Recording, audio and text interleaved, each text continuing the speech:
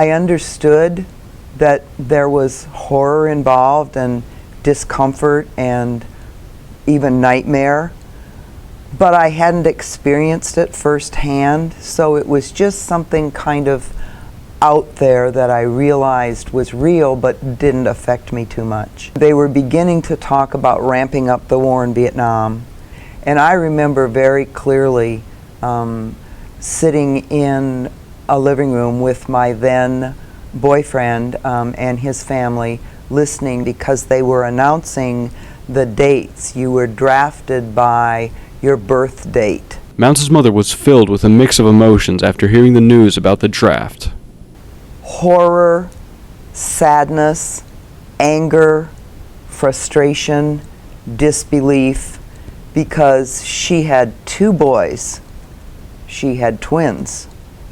He was an electrical engineer with a master's degree, and they were going to send him to the jungles of Vietnam. Not that it was right to send anyone, but that just seemed incredibly ludicrous to us. Due to medical complications, Mounts couldn't serve in the jungle, but the horror of the war didn't end there.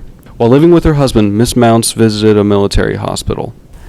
I started just walking through the hospital, and this was one of the largest military hospitals in the United States, and each floor had a different level of horror of its own. So I came upon the 4th floor as I was waiting for my husband to get out of surgery, and it was unearthly quiet. And I realized that the helicopters had just brought in 15 soldiers directly from Vietnam, and many didn't make the flight, so they were in the halls in body bags. And as I was immediately trying to get back on the elevator, I heard someone calling out, and I didn't see a nurse in sight. I didn't see anyone, so I just popped my head in the room, and I said I would go and try and find a nurse if he needed one. And he said, no, could you just come in for a minute?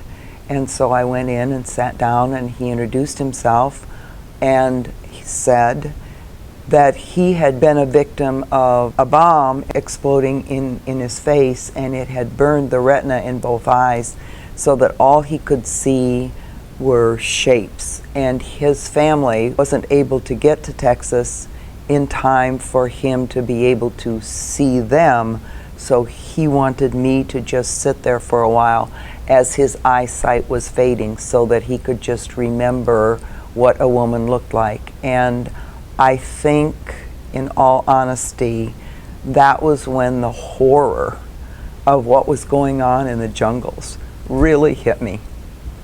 Jack Cerrato, WBHS 9.